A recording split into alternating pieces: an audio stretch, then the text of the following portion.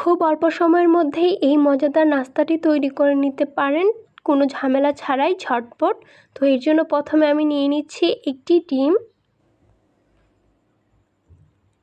আর এখানে দিচ্ছি পরিমাণ অনুযায়ী চিনি। আপনারা চাইলে চিনিটা কম বেশি দিতে পারেন, বেশি মিষ্টি পছন্দ করলে চিনিটা বেশি করে দেবেন তাহলে হবে। আর এই দুটোকে খুব ভালোভাবে মিক্স করে নিতে হবে, নয়তো আমাদের ডোটা ভালো মতো হবে না। এর জন্য আমি খুব ভালোভাবে এই দুটোকে মিক্স করে নিচ্ছি। মিক্স করা হয়ে গেলে এটাকে আমরা 5 মিনিটের জন্য রেস্টে রেখে দেব, যেহেতু চিনিটা যেন একদম গলে ডিমটার সাথে মিক্স হয়ে যায়। তারপর এখানে আমরা দিয়ে দিচ্ছি আটা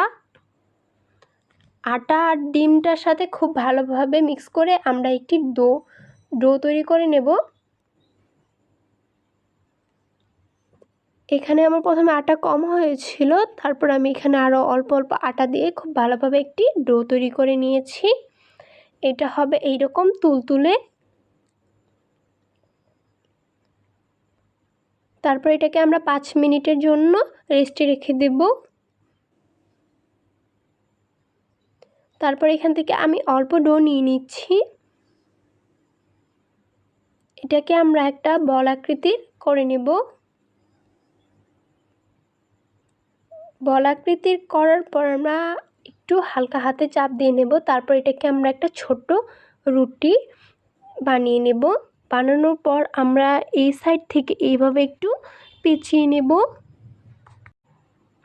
তাহলে দেখতে পারবেন খুব সুন্দর একটি ডিজাইন হয়ে গিয়েছে। আপনারা সবগুলো তৈরি করে নেবেন। তারপর আমি একটা প্যানে তেল দিয়ে দিয়েছি গরম হওয়ার জন্য। তেলটা গরম হয়ে গেলে আমাদের সেই পিঠাগুলোকে আমরা তেলের মধ্যে দিয়ে দিব এবং উল্টে পাল্টে খুব ভালোভাবে ভেজে নেব। যখন দেখবেন এটা হালকা লাল লাল হয়ে এসেছে তখন বুঝে নিতে হবে যে এটা হয়ে গিয়েছে, আর তখন সবগুলোকে নামিয়ে নেবেন। তাহলে দেখবেন খুব সুন্দর একটি নাস্তা হয়ে গিয়েছে। এটা দেখতেও যতটা সুন্দর, খেতেও তত